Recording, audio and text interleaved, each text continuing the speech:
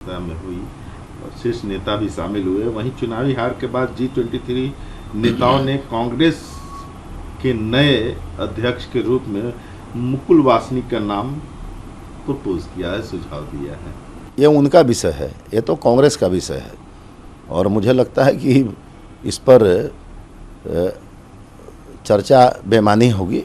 ये कांग्रेस का आंतरिक मामला है और कांग्रेस अपना आत्मचिंतन कर रही है, ये भी उसका आंतरिक मानना है। लेकिन बात कुछ ज़रूर इसमें कहनी है कि देखिए, आज़ादी के बाद जब देश का निर्माण हो रहा था तो कांग्रेस को क्रेडिट मिला आज़ादी की लड़ाई लड़ने का, देश को स्वतंत्र कराने का।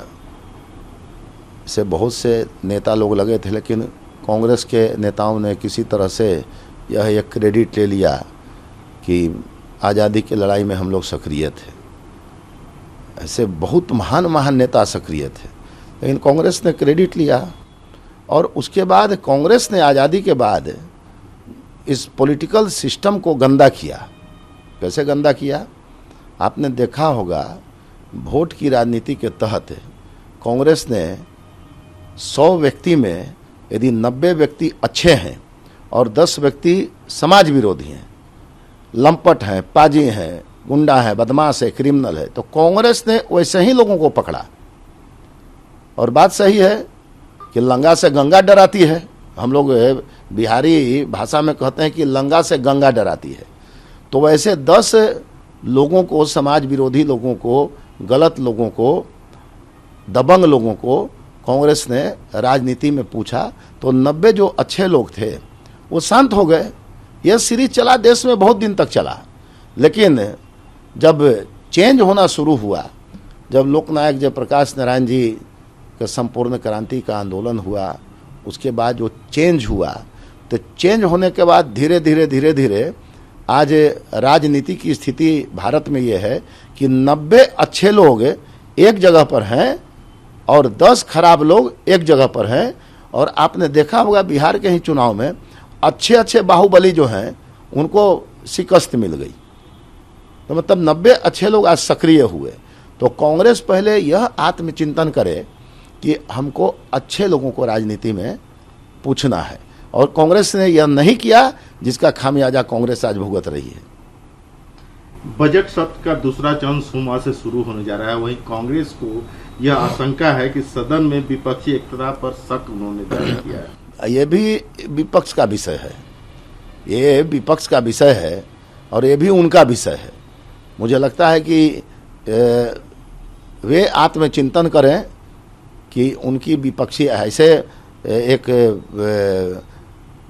लोकतंत्र के लिए और एक मजबूत लोकतंत्र के लिए विपक्ष का पार्टिसिपेशन बहुत ही आवश्यक है। लेकिन इतना न डिमोरलाइजेशन है कांग्रेस में कि वह खुद ही समझ नहीं पा रही है कि हम कैसे विपक्ष को लीड करें। यह उनका विषय है।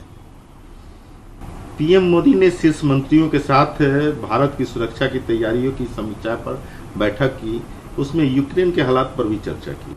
निश्चित रूप से माननीय प्रधानमंत्री की यह पहल सराहनीय है और आपने देखा होगा कि पूरे विश्व में माननीय प्रधानमंत्री ही एक ऐसे नेता हैं जो जिनके पास ये कैपेसिटी है कि वो दोनों देशों से बात कर रहे हैं और यह प्रयास कर रहे हैं किसी तरह से शांति आ जाए। किसान मंच द्वारा भारतीय जनता पार्टी का विरोध करने के बावजूद भी 4 राज्यों में जो विधानसभा चुनाव हुए उसमें भाजपा को बहुमत मिला, अच्छी जीत हासिल की। इसके बाद अब फिर से संयुक्त किसान मोर्चा सक्रिय हुई है और दिल्ली में सोमवार को बैठक कर रही है और इसमें भविष्य की योजनाओं पर चर्चा करने और विचार विमर्श करने का निर्णय लिया गया है और विशेष रूप से अपना आंदोलन फिर से शुरू करने के लिए ये बैठक बुलाई है। देखिए, जनता ने बहुत बड़ा मैसेज दे दिया कि हम किसके साथ हैं। और किसान मोर्चा यदि किसानों के हित की लड़ाई लड़ता तो एक बात थी, लेकिन किसानों के हित की लड़ाई न लड़के अपने आप को पॉलिटिकलाइज कर देना, यह इन नेताओं ने किया तो जनता ने जवाब दे दिया और जनता ने उनको अच्छा सर्टिफिकेट दे दिया कि हमने एक अच्छी सरकार, स्वस्थ सुदृढ़ सरकार हमने चुनी है। और मुझे लगता है कि इन बातों पर अब कोई असर नहीं होने वाला है।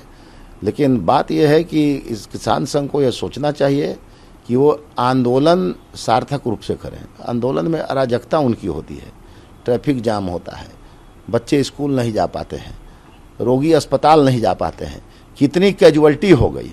तो मानवता जिस आंदोलन में नहीं रहेगी उसको जनता नकारेगी और वह चीज़ हो गया।